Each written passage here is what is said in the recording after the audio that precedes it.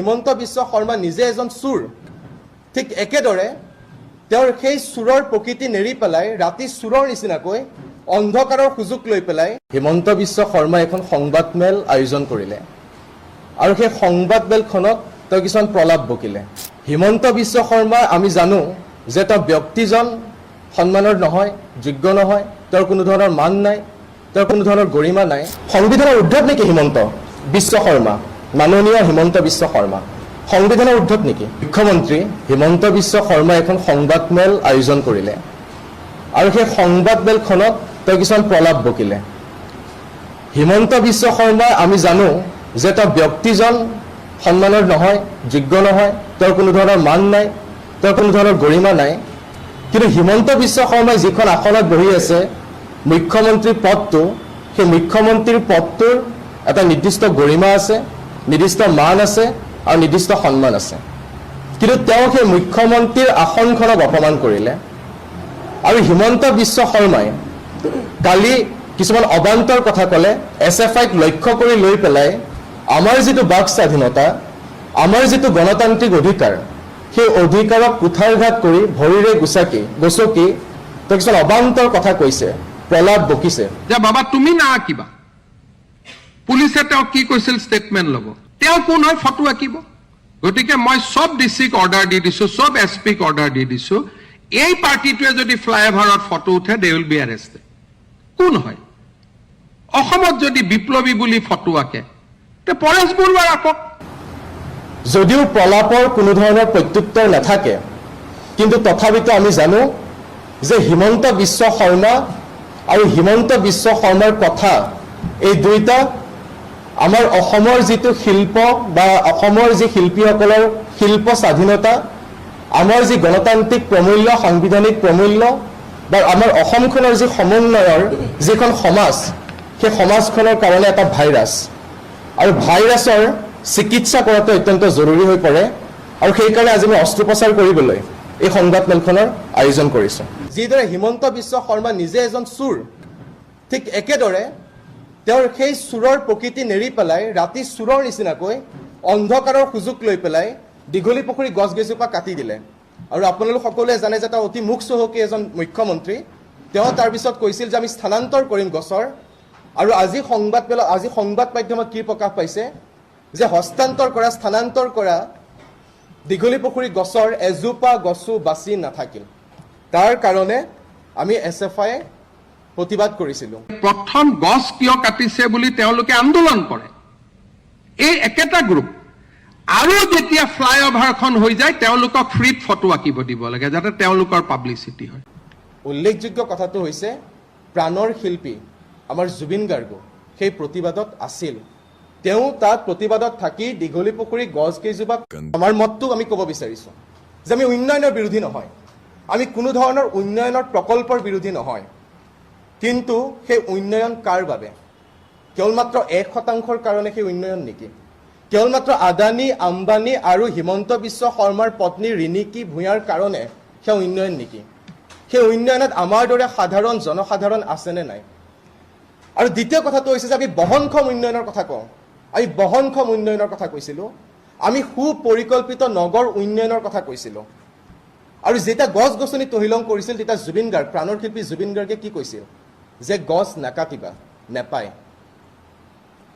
হিমন্ত বিশ্ব শৰ্মা, মুখ্যমন্ত্ৰী হিমন্ত বিশ্ব শৰ্মাই আস্ফালন কি কৰে যে আমি জুবিন গাৰ্গক ভাল পাওঁ, কিন্তু জুবিন গাৰ্গে দেখুৱাই থৈ যোৱা যি পথ, গছ নাকাটিবা, নেপায়, সেই পথত তেওঁ কেতিয়াও অগ্ৰসৰ হ'ব নিবিচাৰে। গতিকে কেৱল মাত্ৰ আস্ফালন কৰিলে নহ'ব, যদি বুকুত সাহস আছে জুবিন গাৰ্গ, প্ৰাণৰ শিল্পী জুবিন গাৰ্গে দেখুৱাই থৈ যোৱা পথৰ সাৰথি হওক, তেতিয়া গম পাম যে হিমন্ত বিশ্ব শৰ্মাও জুবিন গাৰ্গক ভাল পায় প্ৰকৃতাৰ্থত। এইখিনি আছিল দীঘলী পুখুৰীৰ ফ্লাইঅভাৰক লৈ পেলাই কথাখিনি আৰু আমাৰ SFI আমি কি কৰিছিলোঁ। তাৰপিছত কালি আমি গণেশগুৰি ছবিখনৰ কথালৈ আহোঁ। হিমন্ত বিশ্ব শৰ্মাই কালি গণেশগুৰি ছবিখনৰ কথাও বহুত কথা কৈছে। প্ৰথম কথাটো হিমন্ত বিশ্ব শৰ্মাই কি ক'লে যে এইখন বোলে জুবিন গাৰ্গৰ নিচিনা ফটো লগা নাছিল বা জুবিন গাৰ্গৰ ছবি হোৱা নাছিল আৰু চৰকাৰে মুচিব বিচৰা নাছিল, চৰকাৰে সেই ছবিখন মুচিব বিচৰা নাছিল। এই কথাখিনি ক্লেৰিফাই কৰিবলৈ হিমন্ত বিশ্ব শৰ্মাক ইমান দিন কিয় লাগি গ'ল? প্ৰথম। দ্বিতীয়, যেতিয়া ছবিখন মুচা হৈছিল তেতিয়া চিত্ৰশিল্পী মাৰ্চেল বৰুৱাই পুনৰ অংকন কৰিবৰ কাৰণে যেতিয়া গণেশগুৰি আহিছিল তেতিয়া প্ৰশাসনে তেওঁক লৈ গৈছিল আৰু প্ৰশাসনে কৈছিল যে 3 জুলাইৰ পিছত অংকন কৰিবা। এই দুটা কথাৰ পৰা এইটো কথা স্পষ্ট হৈ পৰে যে হিমন্ত বিশ্ব শৰ্মাৰ বিজেপি চৰকাৰখনে উদ্দেশ্য প্ৰণোদিতভাৱে গণেশগুৰিৰ পৰা জুবিন গাৰ্গৰ আমাৰ প্ৰাণৰ শিল্পী জুবিন গাৰ্গৰ ছবিখন মুচি দিয়াৰ ষড়যন্ত্ৰ কৰিছিল। কাৰণ ভয় কিয়? কাৰণ জুবিন গাৰ্গে যাক ভাল পায় এতিয়া কৈছে যে জুবিন গাৰ্গক টুপি পিন্ধাই দিয়া হয়। কাৰণ এওঁলোক হ'ল SFI আৰু য'ত ত'ত গৈ পেলাই ফটোৰ ওপৰত চে গুৱেভাৰা বনাই দিয়ে ভাই। চে গুৱেভাৰা কোন হয়? আৰে জুবিন গাৰ্গে নিজেই সেই টুপিটো পিন্ধে আৰু জুবিন গাৰ্গে সেই নিজে সেই টুপিটো পিন্ধি পেলাই তেওঁ ভাল পোৱা 3জন ব্যক্তিৰ অন্যতম চে গুৱেভাৰাৰ তেওঁৰ যি সংগ্ৰাম তেওঁৰ যি সমাজবাদৰ কথা বতৰা তাৰ লগত তেওঁ সংযোগ স্থাপন কৰে। জুবিন গাৰ্গক আমি টুপি পিন্ধোৱা নাই, জুবিন গাৰ্গক আমি সমাজবাদী সজোৱা নাই, জুবিন গাৰ্গক আমি কমিউনিষ্ট বুলি কোৱা নাই। স্বয়ং প্ৰাণৰ শিল্পী জুবিন গাৰ্গে নিজেই স্বঘোষণা কৰি থৈ গৈছিল চে গুৱেভাৰাক ভাল পাওঁ বুলি, সমাজবাদৰ কথা কৈছিল, অসমত এতিয়া লাল চালামৰ সময় আহিছে বুলি কৈ গৈছিল, সেয়া স্বয়ং জুবিন গাৰ্গে কৈছিল। তাৰপিছত তেওঁ গৰিমা গাৰ্গৰ স্বীকৃতিৰ কথা ক'লে, আমাৰ গৰিমা বৰ স্বীকৃতি লাগিব। আপোনালোকে যদি ফেচবুকত চাই সেই ছবিখন মুচি পেলোৱাৰ পিছত খুদ গৰিমা বয়ে নিজে ফেচবুকত মৰ্মান্তিক হৈ পেলাই অতি হৃদয় বিদাৰক কথা গৰিমা বয়ে নিজে ফেচবুকত লিখিছিল যে জুবিন গাৰ্গৰ ছবিখনে গুৱাহাটীৰ চহৰখন ইমান কদৰ্য কৰিছেনে, সেইবুলি তেওঁ নিজে মৰ্মান্তিক হৈ এটা হৃদয় বিদাৰক ঘটনা। গতিকে তেতিয়াই গৰিমা বয়ে স্বীকৃতি প্ৰদান কৰি থৈ গৈছিল। তাৰপিছত হিমন্ত বিশ্ব শৰ্মা কোন হয় তেওঁ সেই কথা ক'বলৈ দোহৰাবলৈ তাৰপিছত তেওঁ কৈছে যে পুলিচ প্ৰশাসনৰ কথা কৈছে।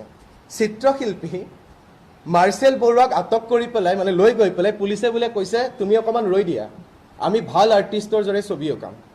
এতিয়া যিদৰে আমাৰ প্ৰধানমন্ত্ৰীগৰাকীৰ এণ্টায়াৰ পলিটিকেল ছায়েন্সৰ ওপৰত ডিগ্ৰী আছে, ঠিক তেনেদৰে আমাৰ মুখ্যমন্ত্ৰীগৰাকীৰ কিবা এণ্টায়াৰ কিবা আৰ্টৰ ওপৰত কিবা ডিগ্ৰী আছে নে ডিপ্ল'মা আছে আমি নাজানো, কিন্তু হিমন্ত বিশ্ব শৰ্মাই হাতত ছবি আঁকিব জানে নে নাজানে তেওঁ কোন নিৰ্ধাৰণ কৰিবলৈ যে তেওঁ ভাল আৰ্টিষ্ট কোন হয়, বেয়া আৰ্টিষ্ট কোন হয়, তেওঁ কোন?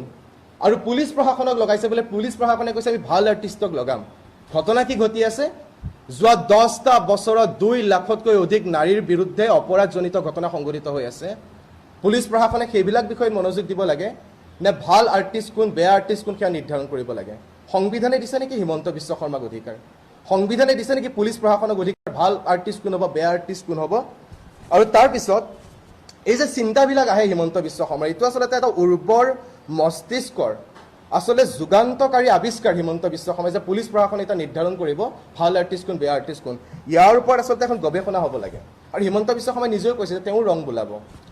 যিখন হাতেৰে হিমন্ত বিশ্ব শৰ্মাৰ কথা কৈছে, যিখন হাতেৰে আমাৰ সাধাৰণ দৰিদ্ৰ কৃষক শ্ৰমিকক উচ্ছেদ কৰি পেলাই যিখন হাত তেজৰে ৰাঙলী হৈ আছে, সাধাৰণ ঘৰৰ পইচা মাৰি পেলাই যিখন হাতেৰে পইচা মাৰিছে হিমন্ত বিশ্ব শৰ্মাই, সেই হিমন্ত বিশ্ব শৰ্মাৰ হাতেৰে যদি তুলিকা তেওঁ ধৰে তেতিয়াহ'লে সেই আৰ্টৰ প্ৰতি অপমান, সেই চিত্ৰশিল্পৰ প্ৰতি অপমান। গতিকে তেওঁ নধৰাই ভাল তুলিকা হাতত লোৱাটো। তাৰপিছত তেওঁ কি কৈছে? তেওঁ কৈছে যে এতিয়াতো এনেকুৱা হৈ গৈছে যে আমি জীৱন্ত অৱস্থাত যাক ভাল পাইছিলোঁ, জুবিন গাৰ্গক যোনে ভাল পাইছিল তেওঁলোকক এটা বেয়া পোৱাৰ নিচিনা এটা পৰিৱেশ ৰচনা কৰা হৈছে। কিমান ভাল পাই প্ৰমাণ কি হৈছে? বিধানসভাত বিমল বৰাই কি ক'লে? মন্ত্ৰী বিমল বৰাই বিধানসভাত তথ্য দাঙি ধৰিছে যে জুবিন ক্ষেত্ৰ নিৰ্মাণৰ কাৰণে কেৱল মাত্ৰ 30% কাম এতিয়ালৈকে সম্পন্ন হৈছে। কিমান হ'ল? অক্টোবৰ মাহ, নৱেম্বৰ, ডিচেম্বৰ, জানুৱাৰী, ফেব্ৰুৱাৰী, মাৰ্চ, এপ্ৰিল, মে', জুন, জুলাইত ভৰি দিছোঁ। আৰু এই গোটেই মাহকেইটাত কিমান কাম সমাপ্ত হ'ল? 30%। আৰু কি কাম হৈছে 30%? পকী চাৰিসীমা নিৰ্মাণৰ 30% কাম সম্পন্ন হৈছে। এয়া হৈছে হিমন্ত বিশ্ব শৰ্মাৰ জুবিন গাৰ্গৰ প্ৰতি, প্ৰাণৰ শিল্পী জুবিন গাৰ্গৰ প্ৰতি থকা চেনেহ, প্ৰাণৰ শিল্পী জুবিন গাৰ্গৰ প্ৰতি থকা ভাল পোৱা। তাৰপিছত এতিয়া SFI কথালৈ আহিছোঁ।